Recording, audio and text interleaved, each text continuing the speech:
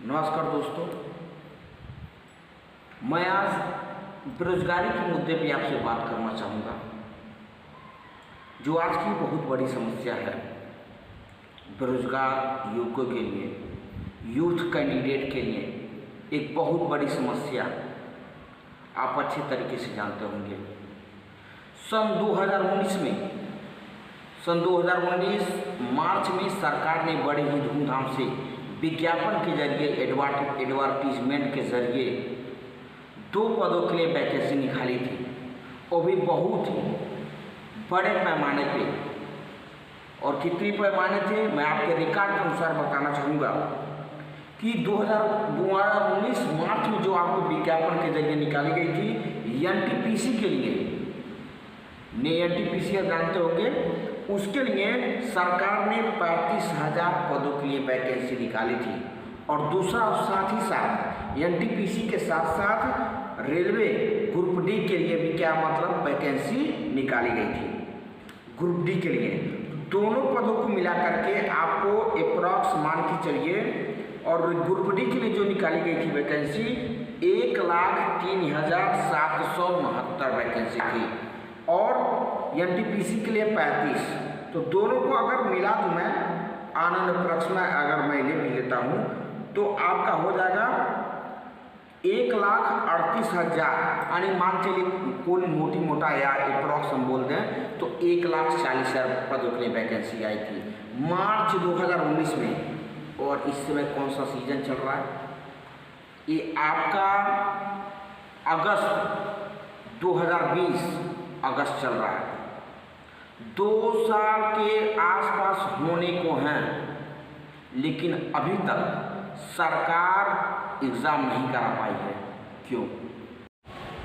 तो मैं आपको जानकारी के लिए बता दूं कि जो सरकार ने जो वैकेंसी निकाली थी सन 2019 मार्च में निकाली थी, और मार्च में जो 2 वैकेंसी निकाली थी लगभग 1,40,000 मोटी मोटा देख लें तो 1,40,000 वैकेंसी निकाली थी, जिसके लिए आपको जानकारी के लिए और बेहतर तरीके से बता दूं एनटीपीसी के 35,000 पदों के लिए 1.6 करोड़, ध्यान दीजिएगा, इस वाले पॉइंट पे ध्यान दीजिएगा, 1.6 करोड़ कैंडिडेट का रजिस्ट्रेशन हुआ था।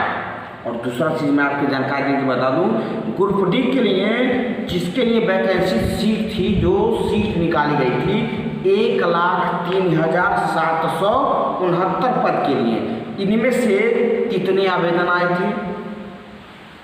1,25,00,000।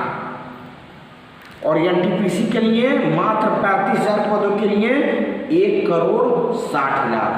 दोनों को अगर मोटी मोटा जोड़ देते हैं, दोनों को अगर मोटी मोटा जोड़ देंगे तो आपका 1.6 करोड़ और 1.25 करोड़ कितना हो गया आप अनुमान लगा सकते हैं। और आपको बता दूं ये भी साथ साथ कि पर कैंडिडेट के पीछे 500 रुपये लिए गए थे।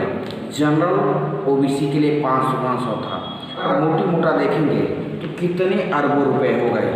लेकिन आज तक आपके 2 साल होने को हैं, अभी तक एक भी नोटिफिकेशन जारी नहीं हुआ है। लेकिन उल्टा दूसरी तरफ देखिए, एक हमारी नौकरी की बात थी, इसलिए सरकारें चुप हैं। सरकार के साथ साथ जितने भी बुद्धिजीवी हैं चुप हैं। क्यों चुप हैं मुझको कुछ पता नहीं। हर साल बेरोजगारी दर इतनी बढ़ती जा रही है, इसका कोई अनुमान नहीं लगा पा रहा है।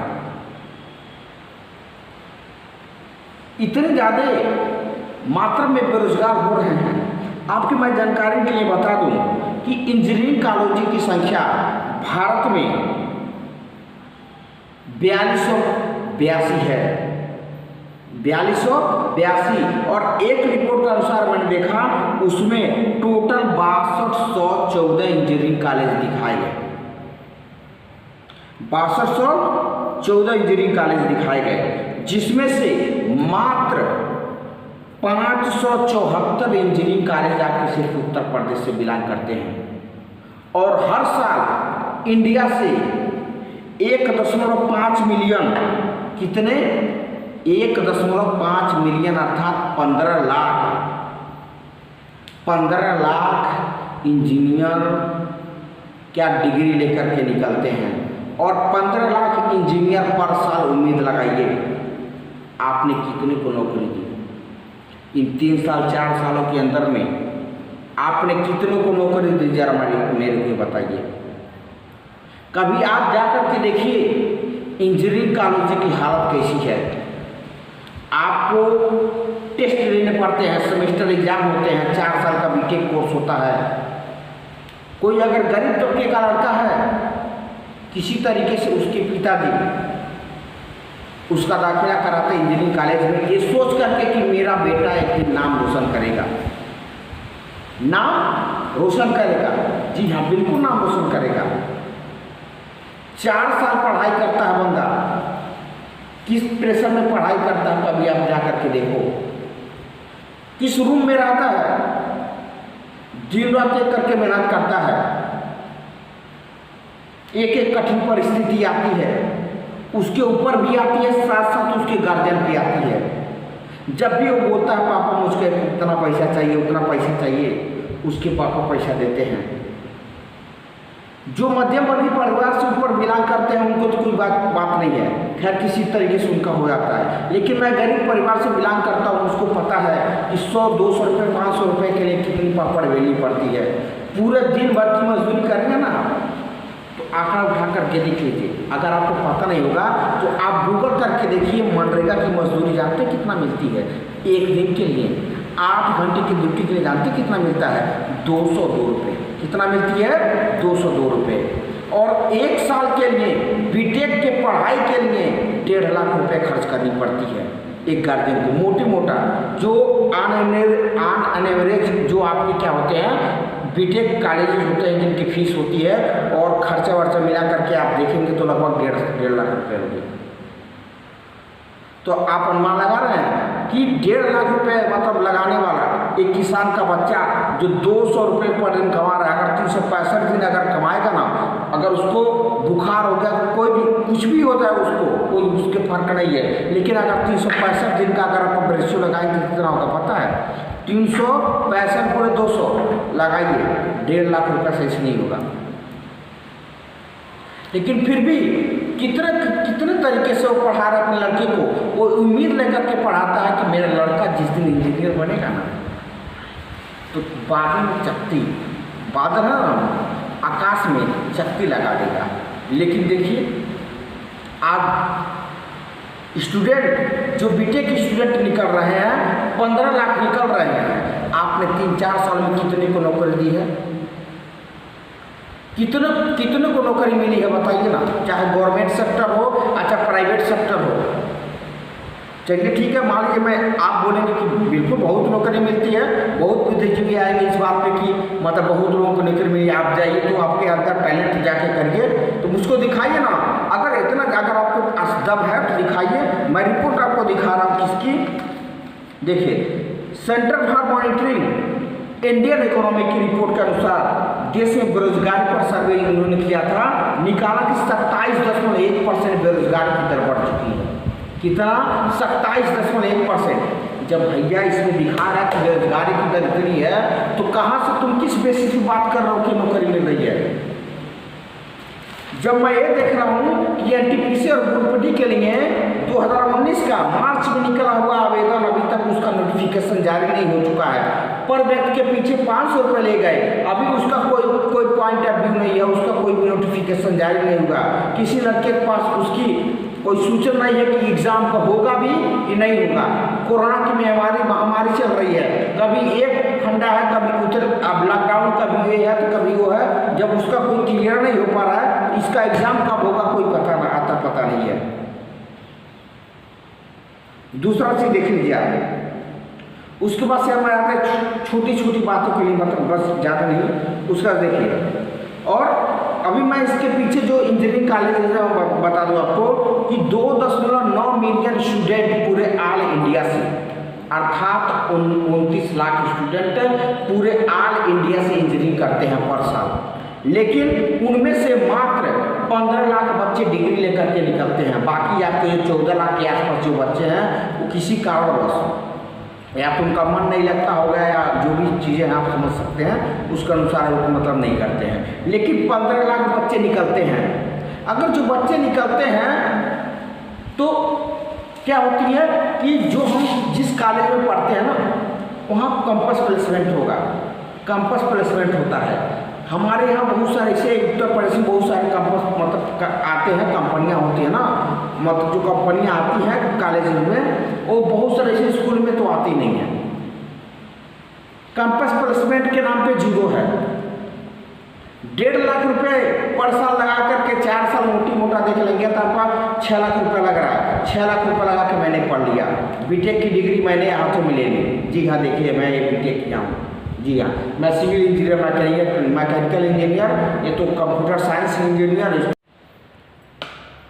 और एक बात मैं आपको बता दूँ, एक रिपोर्ट के अनुसार मैंने देखा कि India has total 6214 engineering and technology institute in which around 2.9 million students are enrolled every year. On an average 1.5 million students get their degree in engineering, but due to lack of skill, इस बात को point कीजिएगा, due to lack of skill required to perform technical jobs, less than 20% gate employment in core domain.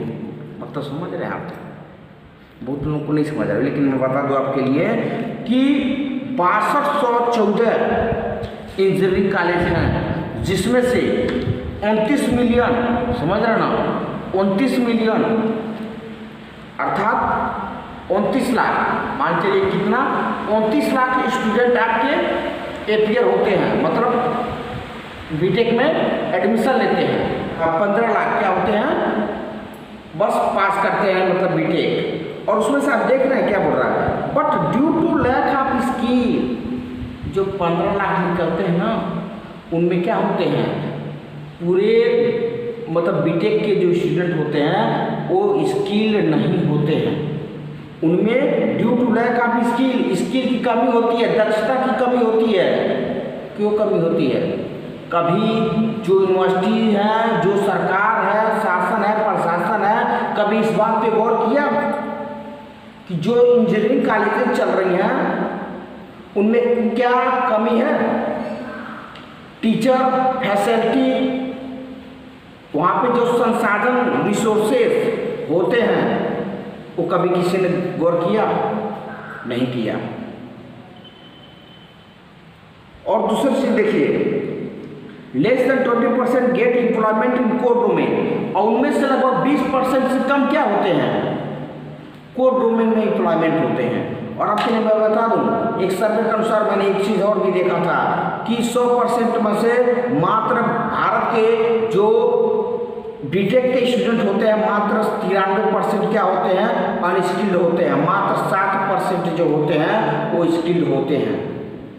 तो इसके पीछे reason क्या है? अगर 4 साल लड़का बीटेक किया है तो बहुत मेहनत मजदूरी करके जो भी है इतना परिश्रम करके हार्ड वर्क करके बीटेक किया है, तो उसके अंदर भी कुछ कमियां हैं।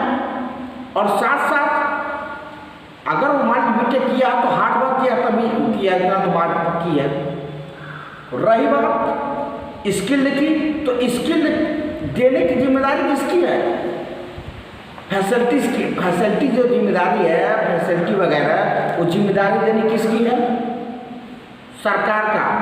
जो फीस आप ले रहे हो तो फीस के अकॉर्डिंग तुम उसको क्या एजुकेशन दो, और भी जितनी भी चीज़ें आपको देनी चाहिए कि नहीं देनी चाहिए, कि सिर्फ आप पैसा दोगे। अब उसके बाद से आ जाइए, बस छोटा सा नीट के एग्जाम पे, नीट के एग्जाम में 15,93,452 स्टूडेंट इस साल अपियर हो रहे हैं, एग्जाम में बैठेंगे। और पिछले साल 15,19,000 समथिंग स्टूडेंट बैठे थे। अब बताइए सीट कितनी है आपकी?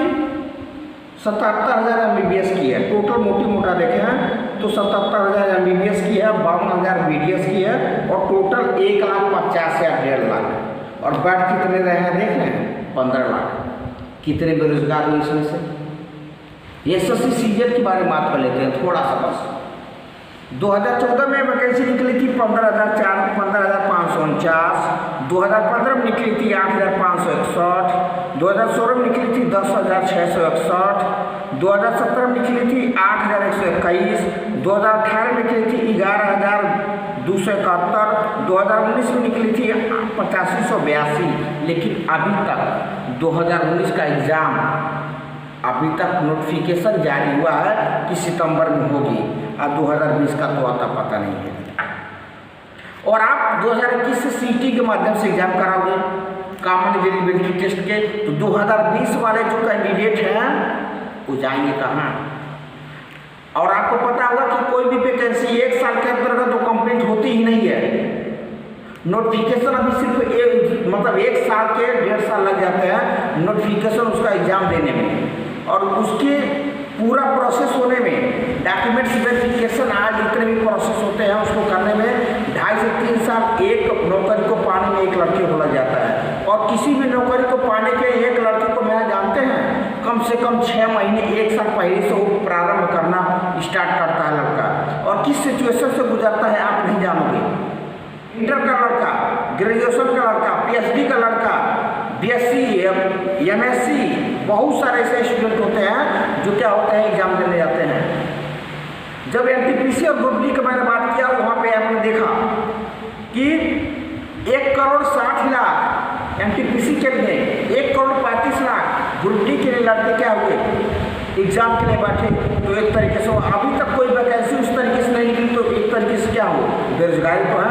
अभी नोटिफिकेशन आपने नहीं जारी किया तो 1.5-2 साल तो वो हो गया, और 1 साल पहले वो लड़का मतलब तैयारी करने गया होगा, मान लेता नहीं तैयारी करने, जिस दिन फार्म भरा उस दिन से कर रहा है। तो आखिर में किस तरीके से जीवन यापन कर रहा है, कभी इसके बारे में आपने सोचा है? कभी इस पर गौर किया? मानते सरकार को अथवा किसी भी चीज़ को ये चिंता है कि नीट का और जेईई एग्ज़ाम हो, लेकिन नौकरी के एग्ज़ाम के लिए किसी की चिंता नहीं है कि हो कि ना हो।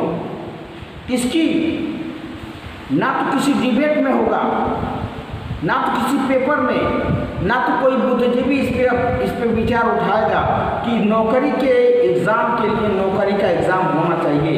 जो बेरोजगार बैठे हुए हैं 3 सालों से 4 सालों से इलाहाबाद मतलब अर्थात प्रयागराज, कोटा, पटना, गोरखपुर, लखनऊ, दिल्ली, बनारस, कहाँ देश दुनिया से जा कर के स्टूडेंट इतनी मेहनत और परिश्रम से जा कर के हम मेहनत कर रहे हैं, उसकी कोई सूझ लेने वाला नहीं है। 3 साल से 4 साल से वैकेंसी अटकी पड़ी है, कोई वैकेंसी नहीं आ रही है, उसका जिम्मेदार कौन होगा? सांसद हो, मंत्री हो, विधायक हो, हर किसी का वेतन बढ़ाई जाती है। आज के डेट में जनसंख्या बढ़ रही है, बेरोजगारी बढ़ रही है, स्टूडेंटों की संख्या बढ़ रही है, तो हमारी वैकेंसी क्यों घट रही है? अभी इतने दिनों में 3-4 साल के दिनों में कितनों को आपने नौकरी दी है, जरा मुझको बताइए, कितनों को मिली है वैकेंसी? कभी आपने जो रूम लेके रहता है उसके हालत जानी आपने किस तरीके से रहता है? एक बार अगर उसके साथ में पता होगा आपको, मैं रूम में रहा हूँ, उसको पता है दर्द कितना होता है। गर्मी के दिनों में हम लोग गर्म पानी पीते हैं और ठंडी के दिन में ठंडा पानी पीने को मिलता है। मैं कोचिंग सुबह अगर 6 बजे, 7 बजे, 8 बजे जाता हूँ, शाम के टाइम में 6 बजे, 7 बजे, 8 बजे आता हूँ, और वो हारा थका हुआ फिर से आकर के अपने हाथों से बनाना पड़ता है, फिर से उसके बाद से खाना लाना पड़ता है, जो भी चीज़ें हैं। और आपको एक साथ विधायक, सांसद, मंत्री जो भी हो जाए, जीवन भर के लिए आपके पास भाड़ा पड़ जाता है। कोई सांसद हो, मंत्री हो, 2 बार अगर हो गया तो उसको दोनों पेंशन मिलती हैं। तो हम लोग जब ग्रेजुएट हो चुके हैं तो हम लोगों की कोई पेंशन क्यों नहीं होती? पेंशन की बात ही छोड़ दीजिए, मुझको पेंशन नहीं दीजिए, लेकिन मेरा हक दीजिए। अगर मैं एलिजिबल हूँ, नौकरी करने के लायक हूँ, तो मुझको नौकरी दीजिए। आखिर में किस तरीके से, कैसे चलेगा? न्यूज़ चैनल पे हर बात का डिबेट होता है, लेकिन बेरोजगारी के मुद्दे पे डिबेट नहीं होता है। भगोड़े का डिबेट होता है, रेपिस्ट का डिबेट होता है, लेकिन बेरोजगारी के मुद्दे पे कोई न्यूज़ चैनल मीडिया वाला इस बात को नहीं उठाता। क्यों नहीं उठाता? हमारी इसमें क्या गलती है? हम बेरोजगार युवकों की इसमें क्या गलती है कि हमने क्या गुनाह किया है? मेरे सभी युवाओं से मैं यही विनती करना चाहूँगा कि आप अपनी आवाज़ को जहाँ भी हो अपने माध्यम से उठाने की कोशिश करें। मैं इसी बात के साथ जय हिंद, जय भारत।